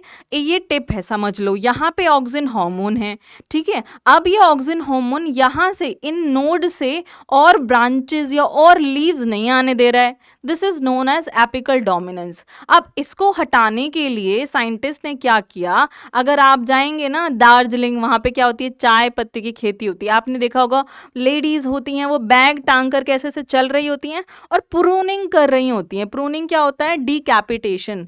डीकैपिटेशन यहाँ लिखा है, और आप एक और वर्ड लिख लो, प्रूनिंग। मतलब जो टॉप पर पत्तियां होती हैं ना, टिप पर, उनको तोड़ के वो अपने बैग में भरती जाती हैं और चलती जाती हैं। वो इसलिए कर रही हैं जिससे कि टिप पर जो ऑक्सिन है, जो कि क्या कर रहा है, लेटरल ग्रोथ को नहीं बढ़ने दे रहा, एडवेंटिशियस ग्रोथ नहीं हो रहा, एक्सिलरी ग्रोथ नहीं हो रही है, उनको क्या कर रहा है, प्रमोट करेगा। अगर हम तोड़ देंगे तो, अगर वो होगा तो वो नहीं होने देगा। जैसे कि पढ़ो, जब एपिकल बड रहती है तो लेटरल और एक्सिलरी बड ग्रो नहीं करती। क्योंकि because apical bud auxin secrete करती है और वो लेटरल बड को ग्रो नहीं करने देती। आगे बात समझ, इसलिए डीकैपिटेशन किया जाता है टी प्लांटेशन में नंबर ऑफ लीव्स को इंक्रीज करने के लिए। अगर सपोज कर लो एक प्लांट है और सिर्फ पत्तियां यहाँ हैं, तो बताओ नंबर ऑफ पत्तियां कब ज्यादा होंगी, जब यहाँ पे भी ब्रांचेस होंगी ना, तभी तो पत्तियां ज्यादा होंगी ना। इसलिए डीकैपिटेशन किया जाता है टी प्लांट में। और ये क्या करता है, सेल डिवीजन में हेल्प करता है। सेल डिवाइड करेगी तो ऑब्वियसली डिफरेंशिएट भी करेगी वो आगे। It help in cell division and xylem differentiation. So auxin is responsible for the initiation and promotion of cell division. ठीक है, इन चीजों में ये क्या होता है, हेल्प होता है, इस हेल्प करता है ये। एक सेकेंड रुको, मैं हाइलाइटर ले लेती हूँ एक्सप्लेन करने के लिए।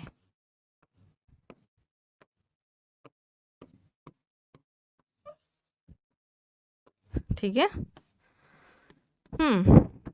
अब हम बात कर लेते हैं किस चीज की। Auxin is responsible for initiation and promotion of cell division in the cambium and it also control the xylem differentiation. तो ये काम भी ऑक्सिन का हमारे है।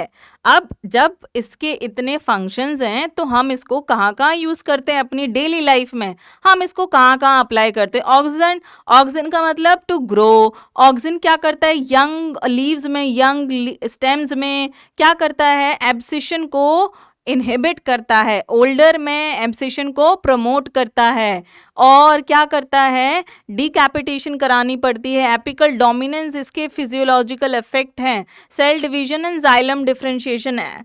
देखो याद रखना कि हमने 3 पढ़े थे, 3 इसके फिजियोलॉजिकल इफेक्ट पढ़े थे। अब हम बात कर लेते हैं इनके फंक्शन की। आपका जो नेचुरल IAA एंड IBA वो क्या करता है, पार्थिनोकार्पी इंड्यूस करता है। पार्थिनोकार्पी क्या होती है, formation of seedless fruit, seedless fruit को प्रोड्यूस करना, लाइक टोमेटोज में ऐसा होता है। प्लस बनाना एंड ग्रेप्स में have high internal production of auxin, banana और ग्रेप्स में हाई इंटरनल ऑक्सिन रहता है तो उसमें सीड्स नहीं दिखते हैं आपको। और सिंथेटिक में क्या होता है, अगर आपका ये वाला हार्मोन डाइल्यूट किया हुआ है आपने, मतलब उसकी कंसंट्रेशन ज़्यादा नहीं है, तो वो फ्लावरिंग इंड्यूस करता है। अगर उसकी कंसंट्रेशन क्या है, हाई है, तो वो इनहिबिट करता है फ्लावरिंग। ठीक है, कॉन्सेंट्रेशन अगर डाइल्यूट है और कॉन्सेंट्रेशन अगर हाई है तो वो क्या करेगा, ये। Plus it is used as weedicides. Dicot weeds जो मोनोकॉट्स की खेती में आ जाते हैं उनको हम क्या करते हैं, उखाड़ उखाड़ के फेंक दो डाइकॉट्स को, क्योंकि वो मोनोकॉट्स को ग्रो नहीं करने देंगे। ठीक है अब चलते हैं जिबरलिन्स पे। आपको याद हो गए ऑक्सिन्स, अब हम चल लेते हैं जिबरलिन्स पर। तो आ जाते हैं इनकी हिस्ट्री पर। ठीक है, सबसे पहले तो ई कुरोसावा एक साइंटिस्ट थे जिन्होंने जिबरलिन्स को क्या किया था, डिस्कवर किया था।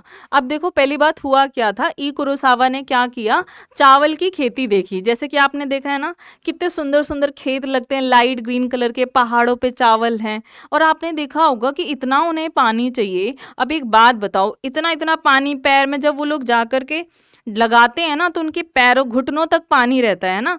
अब आपने देखा है कि जो सैपलिंग्स होते हैं चावल के, उनकी पत्तियां पानी के अंदर नहीं होती हैं, है ना, जबकि इतने छोटे छोटे होते हैं। तो क्या है मतलब, पानी के अंदर अगर होंगे तो खराब नहीं हो जाएंगे वो। तो आपने क्या देखा है वहां पर कि उनकी अनलिमिटेड इलोंगेशन होती है कुछ राइस में। ठीक है, तो उन्होंने क्या देखा कि जो टॉलनेस है, एबनॉर्मल टॉलनेस है इन राइस सीडलिंग, राइस की सीडलिंग में जो एबनॉर्मस टॉलनेस है उसको हम क्या कहते हैं, बकेन और फुलिश सीडलिंग। ये की एक डिजीज है, बकेन बकलोल है। ठीक है, जो कि एक फंजाई ने की है जिसका नाम है जिब्रेला फ्यूजिकुराई। ठीक है, उस फंजाई ने ये क्या किया है, डिजीज करी है चावल में। ठीक है, उसकी लेंथ इंक्रीज है। नाउ याबुता जो साइंटिस्ट थे उन्होंने क्या किया, एक्सट्रैक्ट किया एक substance growth promoting gibberellins from fungi and higher plant. उन्होंने क्या किया, इस चीज को जो कि इलोंगेट करेगा, ग्रोथ प्रमोट करेगा, उसको उन्होंने फंजाई में से भी डिस्कवर किया, फाइंड आउट किया, एक्सट्रैक्ट किया, और हायर प्लांट्स में से भी एक्सट्रैक्ट किया, जिसका नाम क्या था, एक G3, G1, G2। अब ऐसे 100 जिबरलिन्स एक्सट्रैक्ट किए थे, इतने ही नहीं है, पर हम 3 को यहाँ लिख रहे हैं। और सबसे पहले G3 जो था उसको डिस्कवर किया था। प्लस आप एसिटाइल कोएंजाइम में पढ़ते हो ना रेस्पिरेशन में, वो आपका कहाँ, वो किसका प्रिकर्सर है G3 एसिड का। और this is also acidic in nature. इसको हम और क्या बोलते हैं, जिब्रेलिक एसिड भी बोलते हैं।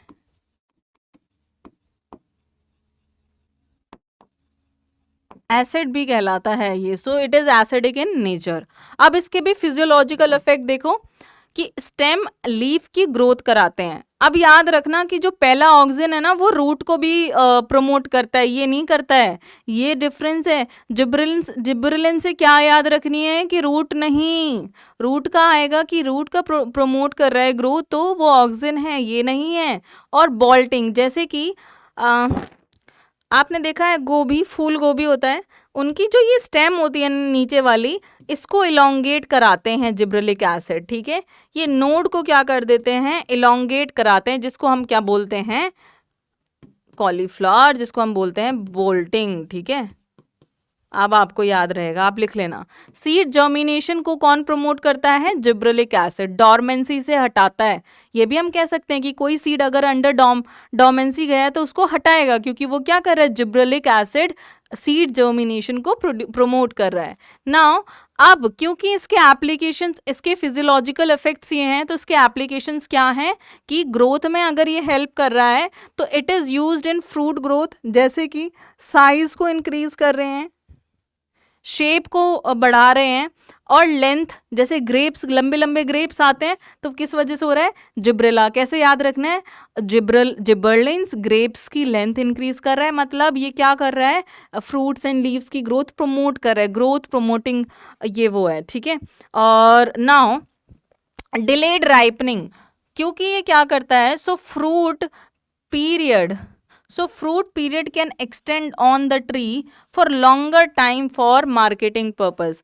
समझ लो, अगर कोई फल जल्दी पक जा रहा है और आप उसे बेच ही नहीं पा रहे, एक साथ कई सारे पेड़ उगा दिए, सारे फल पक गए, अब वो एक साथ बिक नहीं रहे हैं, तो आप जिब्रेलिक एसिड डाल दो, उसमें राइपनिंग जल्दी से नहीं होगी, पेड़ पे लगे रहेंगे फल फूल, और आप धीरे धीरे बेचते रहना, तो ये फायदा हो सकता है जिब्रेलिक एसिड का।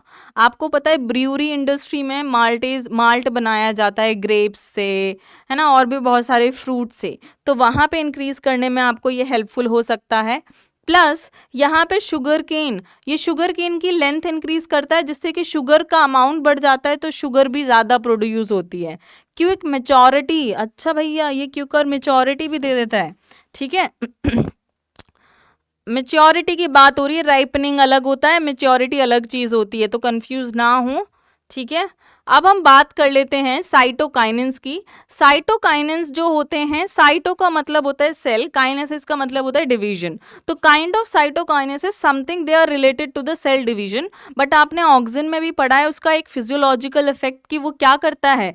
सेल डिवीजन कराता है, याद है ना, सेल डिवीजन। इसमें क्या हो रहा है? इन्होंने क्या किया कि he notice the cells extracted from the internal segment of the tobacco. इन्होंने क्या किया? टोबैको में से कुछ सेल्स ली और उनको मल्टीप्लाई किया, मतलब डिफरेंशिएशन नहीं हुआ है, तो कैलस है, अनडिफरेंशिएटेड टिश्यू। कैलस को क्या बोलते हैं? अनडिफरेंशिएटेड टिश्यू, लिख रखा है मैंने। मास ऑफ अनडिफरेंशिएटेड सेल, ये तभी प्रोलिफरेट करेंगी या आगे तभी बनाएंगी जब व्हेन ऑक्सिन भी प्रेजेंट होगा, plus it is provided by either the coconut milk of extracted DNA. देखो बात क्या थी कि इन्होंने कुछ सेल्स ली टोबैको की और उनको कैलस को प्रोलिफरेट कराना चाहा, बट वो हुई नहीं। तो वो कब हुई? जब हमने उसमें ऑक्सिन हार्मोन डाला, प्लस मिल्क डाला कोकोनट का, प्लस यीस्ट का एक्सट्रैक्टेड डीएनए डाला, तभी वो क्या हुआ? टिश्यू जो थी वो क्या हुई? प्रोलिफरेट हुई, ठीक है। वो कैलस क्या हुआ? प्रोलिफरेट हुआ, टिश्यू नहीं बोलेंगे, ठीक है। नाउ उसके बाद देखो क्या होता है, जो मिलर एट ऑल थे उन्होंने डिस्कवर्ड करा था साइटोकाइनिन। काइनेटिन एक टाइप का केमिकल है जिससे कि जो कि क्या करता है? साइटोकाइनिन की तरह एक्ट करता है, मतलब प्रीकर्सर है, ठीक है। अब this is discovered from the degraded product of autoclaved. Degraded product of autoclave, ये मैम कितनी क्या बड़ी बड़ी लाइन दे रखी हैं। एक मछली थी, मछली जल की रानी थी, हेरिंग फिश थी, उसके स्पर्म को निकाला, ऑटोक्लेव किया और डीएनए को निकाला, मतलब डीएनए अब स्टेराइल है, कोई और काम नहीं कर सकता, वो स्पर्म भी स्टेराइल है, कोई काम नहीं कर सकता, है ना। तो उन्होंने देखा कि इस स्पर्म में काफ़ी ज़्यादा पावरफुल कैपेसिटी है साइटोकाइनिन की, मतलब ये सेल डिवीजन में बहुत ज़्यादा हेल्प कर सकता है ना। तब वहाँ पे ये काइनेटिन डिस्कवर हुआ, जो कि क्या है? N6 phosphoryl aminopurine. Okay, now first natural cytokinin was discovered was extracted from the maize kernel, और इसको हम क्या बोलते हैं? जियर्टिन भी बोलते हैं, ठीक है। ये कहाँ पे होता है? रूट एपिक्स में होता है, जैसे कि ऑक्सिन हमको रूट एपिक्स में मिल रहा था, ये भी मिल रहा है। डेवलपिंग शूट बर्ड्स में मिलता है, एंड यंग फ्रूट्स में भी आपको क्या मिलता है? साइटोकाइनिन। जो भी मेजरली एक्टिवली डिवाइडिंग प्लेसेस हैं सेल्स की, वहाँ पे आपको साइटोकाइनिन क्या होगा? मिल जाएगा। अब यहाँ पर आपका हार्मोन आ गया है इथाइलिन। बाबा, इथाइलिन क्या है? एक गैसियस हार्मोन है। इथाइलिन एक गैशियस हार्मोन है, लेकिन ना इसको जब हम यूज करते हैं, अप्लाई करते हैं, तो हम क्या करते हैं इसको लिक्विड फॉर्म में, but when used it is in liquid form. और सोर्स ऑफ इथाइलिन आपको पता है क्या है? सोर्स ऑफ इथाइलिन इथेफोन,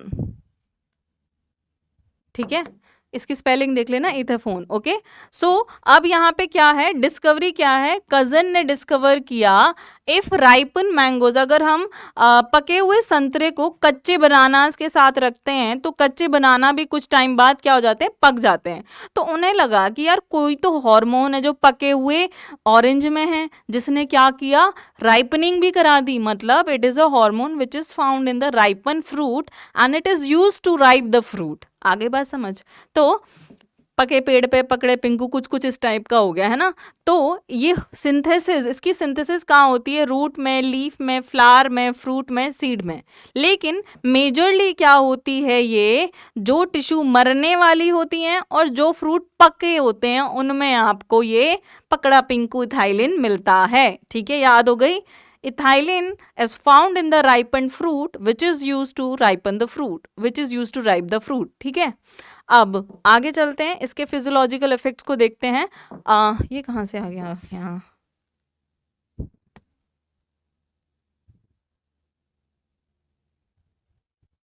हमने साइटोकाइनिन के फंक्शंस नहीं पढ़े ना, sorry, we didn't studied the cytokinin, वो है ना। तो ये ग्रोथ एंड लीव शूट को क्या करता है, प्रमोट करता है, ओवरकम एपिकल डोमिनेंस। जैसे कि इसकी कहानी बताती हूँ मैं। अगर आपके पास एपेक्स है, ये क्या है, एपेक्स है ना, यहाँ पे क्या है, ऑक्सिन है ना, और अगर हम साइटोकाइनिन ऐड कर दें तो जो एपिकल डोमिनेंस वाली कहानी है वो खत्म हो जाएगी। मतलब increase lateral bird in the presence of the apical bud means in presence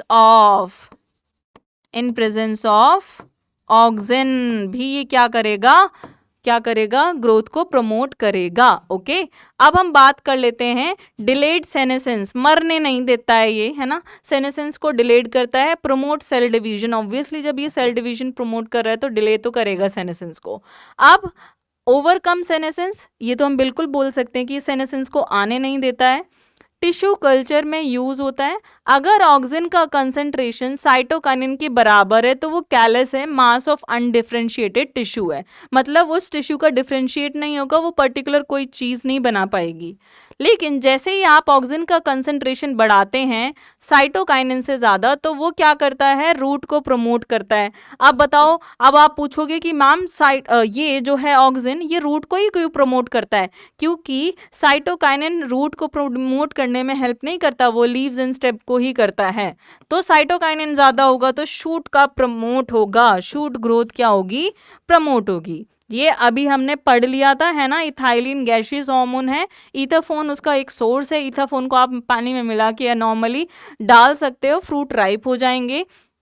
ये आपको root, leaves, flower, fruit, seed सब में मिलेगा। मेजॉरिटी राइपन फ्रूट में, या फिर जो टिश्यू सेनेसेंस डेथ होने वाली है जिसकी, उसमें। अब इथाइलिन के फिजियोलॉजिकल इफेक्ट देखो। It promote adventitious root and root hair, lateral roots को राइज करता है और रूट हेयर्स भी प्रमोट करता है, उनका बनना भी।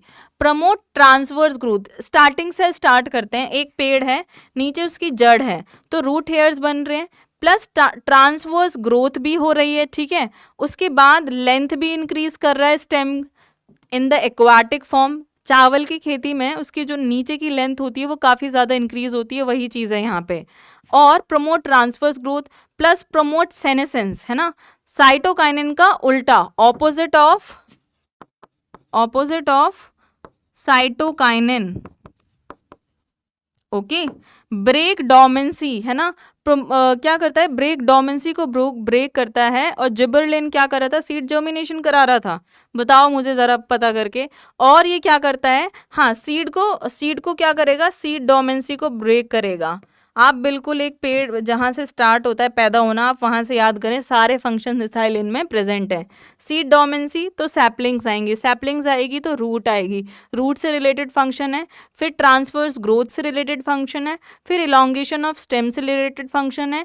फिर क्या करता है, प्रमोट सेनेसेंस करता है, plus that is opposite to cytokinin, promote flowering. Apogeotropism ये क्या करता है, जैसे कि हमारी ग्रेविटी क्या करती है, गाइड करती है रूट को जाने को, ये क्या करता है, वो हटाता है, ये उनको धुंधला बनाता है, उनको बताता नहीं है। एपिनेस्टी मतलब ड्रूपिंग ऑफ लीव्स।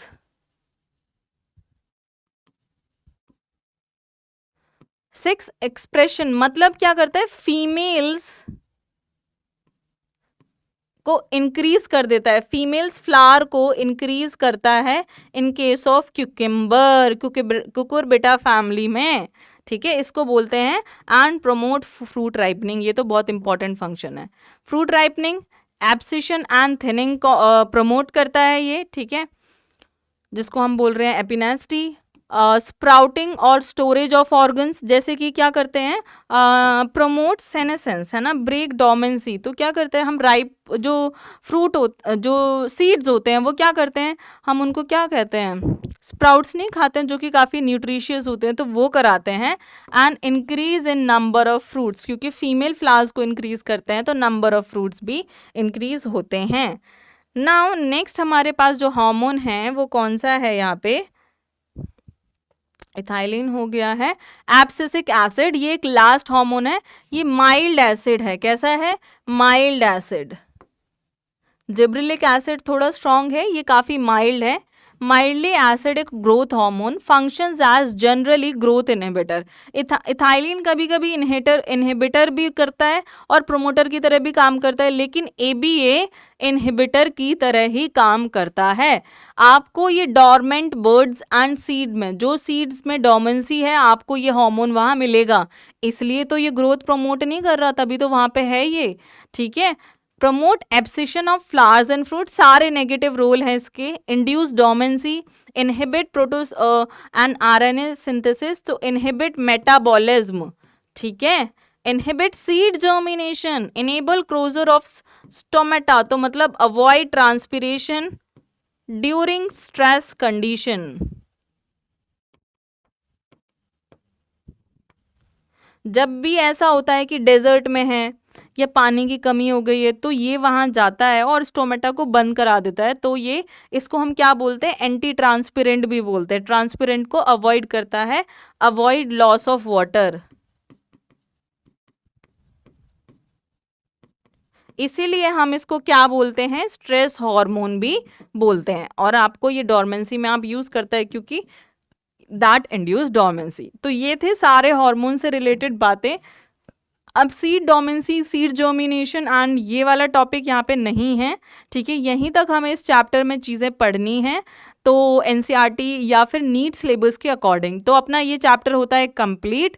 अब फिजियोलॉजी, प्लांट फिजियोलॉजी हो गई है कंप्लीट, तो सारे अच्छे से रिवाइज कर लेना इस चैप्टर को, फिर से एनसीईआरटी से जा करके शॉर्ट नोट्स बना लेना, वही एनसीईआरटी की एक एक लाइन मैंने आपको यहाँ पे बताई है, ठीक है। तो मिलते हैं अगले सेशन में 12th क्लास के चैप्टर्स के साथ, ठीक है।